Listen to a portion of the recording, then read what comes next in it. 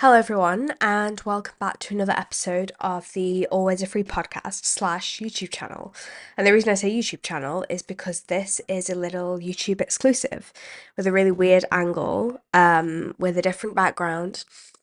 So I'm currently in the process of acquiring a video camera with a tripod, hopefully, so we won't continue to have these really weird angles, and also my phone won't keep combusting when I try to record anything longer than about 10 minutes. So this is going to be a quick one.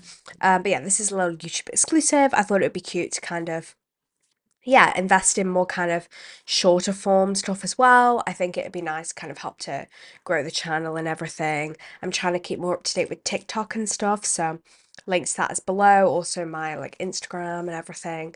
Trying to just keep it more fresh, get more people into the business, etc., etc. I feel like I'm at a job interview. And so yeah, so today I'm going to be piggybacking off something I saw Jack Edwards do, which I thought was really fun and interesting. And I'm going to do the quiz of, so the International Book Prize longlist just recently came out. And they have a little quiz on which book from the International Book Prize 2025 longlist should you read first. I thought this was kind of fun. It was actually quite interesting because for a few of the options, we chose kind of very similar things. Like what I would have gone for is what Jack Edwards went for, but we'll see. I mean, I feel like we have quite similar tastes in some ways. Not that I know him, but anyway, my point is that I'm piggybacking off this idea, and I think it's fun, and I think everyone loves a quiz. And yeah, follow along, see what you think. So I'm just gonna dive straight in. As I say, it's gonna be like a very quick, short video, um, to compound against all my heavier commentary vibe things. And yeah, I think once I get a tripod and everything, the setup will look a lot nicer. I think I quite like this. I like this little like sitting at a table kind of vibe. But I think with a tripod, it'll look even better. So, we're working at this. We'll be big soon enough. So, here we go. So, first question, what do you look for in a work of translated fiction? I guess to like preface this whole thing, I really like translated fiction. I think it's really nice to see like different interpretations of particular themes or particular genres from all around the world. I've read translated fiction for like basically, well, I think for like a very long time. I've never really kind of um differentiated between translated fiction and then fiction written in the English language, on an aspect of like what I choose and why I choose it. I just kind of choose things based on the premise and the kind of ideas and things. And if I've read something of the authors before, then I might pick it up again. I definitely think that we should applaud translators because that was so weird, because the quality of a translation really just change your perception of a book. I think a couple of good examples are things like Drive Your Plough Over the Bones of the Dead. That is a brilliant, oh, I really like that translation. Obviously, I can't compare it to the original Polish, like I don't speak Polish. But I think it's really, that was terrible. But I think it's really like nice, and it's really good when you see a really good translation. And I think like massive applause to, yeah, translators out there, because it's a tough job to kind of, sometimes, especially, I was talking to my friend the other day about translations of things like the Odyssey, things that were written a long time ago, and the way in which things are phrased, you want to try and obviously make it into something like English, if that's what you're translating into, as accurately as possible, but also make it approachable for a modern audience. And I think it's really interesting to see how different people, there's something like the Odyssey where many people have translated it. It's interesting to kind of see different people's interpretations of the words, and of the themes, because obviously your bias goes into that. But I guess an example where I don't think the translation is as good is the Before the Coffee Goes Cold series. I really like the concept and I love the books, and I've like read almost all of them because I really like the concept and I think it's very magical. I think the characters are great. I think the themes are wonderful. touches on some really like important things about relationships. But I think that some of the beauty is lost in the translation potentially. I mean, I don't know. As I said, I can't read the original Japanese. So yeah, but I guess all in all, I've really liked reading translated fiction and stuff from people all over the world because I think that I don't know what it is, but I think it's really nice to see a fresh perspective and see things that aren't necessarily set in England or America. It just kind of widens your horizons a bit. Um, but getting on with the actual quiz, so what do you look for in a work of translated fiction? A book with an urgent edge, topical, current, and thought provoking. Somebody is talking my language. A book to help me escape the modern world, or a book with sharp observations about the past. Okay, so I'm instantly drawn to a book with an urgent edge. I'm very socio-political, socio-cultural in literally everything I do. Anything I see, I will put some sort of socio-cultural spin on it because that's just the sort of person I am. Um, a book to help me escape. I'm not a very escape person. I always like, even with my fiction, I like it to be very kind of pertinent. I like it to have themes that apply to the modern world and themes that like maybe even transcend time, things to discuss in like more depth and stuff about the human condition. So escapism isn't necessarily my bag, although sometimes it is wonderful. And sometimes you can really talk about heavy themes, even if you are escaping. So, comme si comme ça. But a book with sharp observations about the past as well. I think that's really interesting 'cause you can learn a lot from the past about like modern times, etc. But yeah, I'm gonna go for a book with an urgent edge. Okay. Which of these films would you watch first? Love Lies Bleeding, Cloud Atlas, Waltz with Bashir, Run Lola Run, The Florida Project, The Substance, The Old Oak, Still Alice, The Father, Before Sunrise, Women Talking, Carol, and Lost in Translation. So, to my shame, in this list, I've only actually watched The Substance. So I'm going to click The Substance because, and my review of The Substance is up on my Substack. If you want to read it, I'm sorry, I had to. Okay, The Substance. Long books, short books, or short stories? What are you looking for in terms of length? The bigger the better. So we're talking Bleak House, which I have read and I love a big book endeavor. Maybe not right at the moment though. Something short and sweet. How about happy medium? Or actually, I'm all about short story. I want something that's a project, but I don't want something that's a kind of massive, massive book. So especially within like studies and things, it's nice to kind of, when you're busy otherwise. I think something short and sweet is quite nice, or even a happy medium because a, you feel like you're really getting through it, so it's quite nice achievement wise, but also B, like it's still something that you can indulge in for a time and you can like think about and grow to love kind of thing. Not that you can't grow to love a short story, but I feel like I'd like a time commitment. Let's go a happy medium. Okay. The most interesting stories are set in a big city, among close friends and family, in a small claustrophobic space, in a world beyond my imagination, or in a life or death situation. Not in a world beyond my imagination. I think that's great, but fantasy is not. I like fantasy in particular, especially like with my recent kind of genre miniseries and getting loads of guests in. I think it's been nice to really think more about fantasy and the joys of fantasy. However, I'm much more of a real world sort of girl.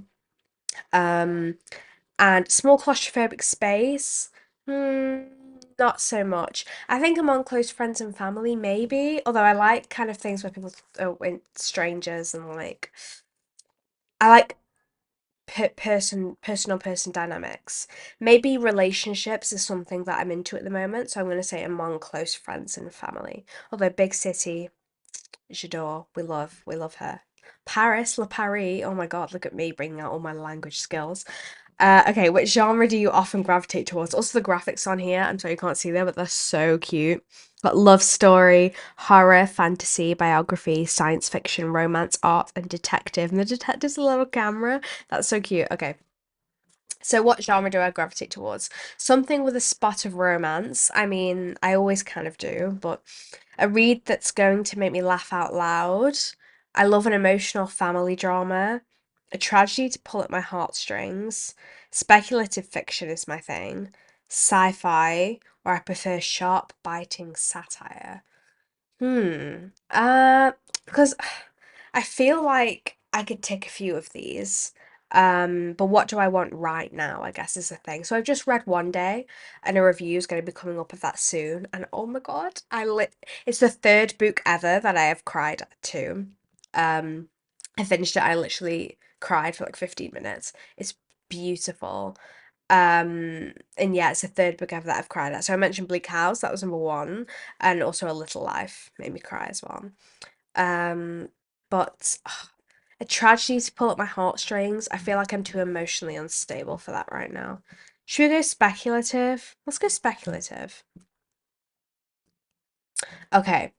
Do you want this book to make you laugh, make you cry, blow your mind, teach you something new, make your heart soar, or give you chills? Hmm.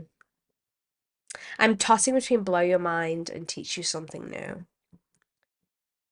Because I like books like that give me a new perspective on things. Let's teach you something new. Okay. Your ideal central characters are unreliable witnesses, familiar and easy to empathize with. No. Losing their grip on reality. Too real. Strong, independent women. A chorus of voices offering multiple perspectives, or underdogs on the fringes of mainstream society. Definitely underdogs. You could hear the vigor in my voice when I said that one. Let's go. When choosing a book, what draws you in? Social and political I'm sorry, complex characters, a juicy plot with unexpected twists, an immersive atmospheric setting, or a perspective on life that's very different from my own. I mean, again, that kind of thing of hearing about multiple perspectives, which kind of draws me in. Hmm. I mean, social and political themes will always draw me in, depending on what they are, I suppose. Um, I mean, to be fair, it says when choosing a book and a juicy plot with unexpected twists.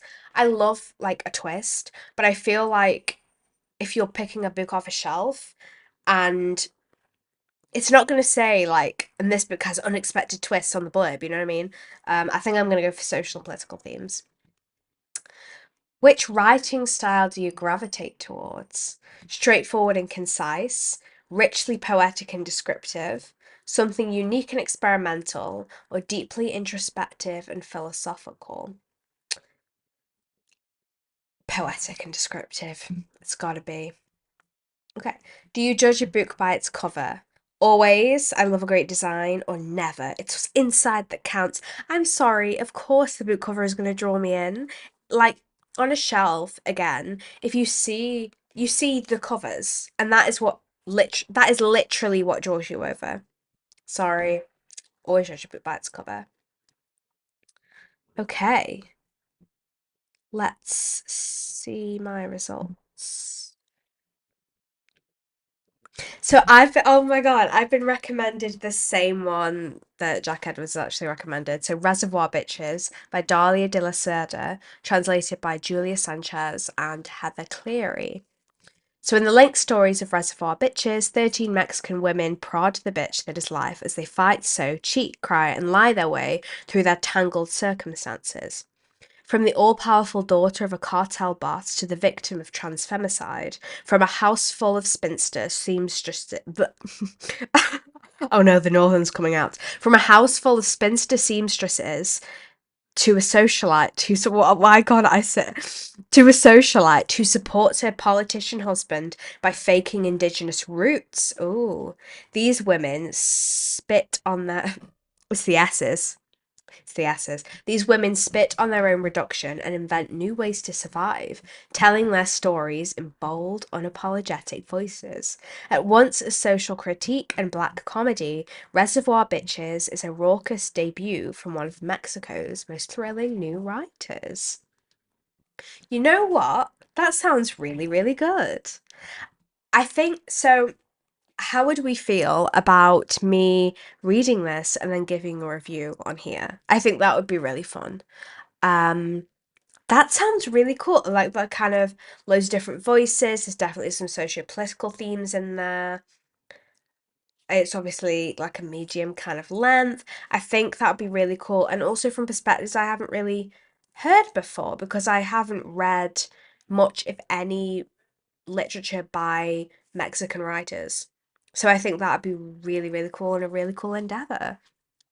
Amazing. But yeah, I mean, that's kind of it. And this has been like a short and sweet video, which is exactly what I wanted. And that's really cool. It's really enlightening. And I really like little quizzes like this because I think it definitely opens you up to stuff that you may not have necessarily kind of thought of reading before, things like that. So yeah, I'm really happy with that. Thank you all so much for watching. Let me know what you think of the sound of this book. What maybe you're excited about in the International Booker Prize long list, whether you've read any of them already, or whether there's any that really pique your interest. Does anyone have any predictions for the winner? And yeah, I will see you again soon with my next video, which will be a review of One Day. And it's like literally every time somebody says One Day, even in like a different context, I kind of go like, wait, what? You know, in Up, where the dog is it Doug the dog? So is it Squirrel? That's me, but with One Day. I'm like, I have like this visceral reaction. But anyway, save it for the review. Thank you all so much for watching, and I will speak to you, see you. You will hear me soon. Oh my god. I always like the outro to my videos is always so clunky, and every single time it's like clunk but clunk. But anyway, I will shut up now. See you soon. Bye.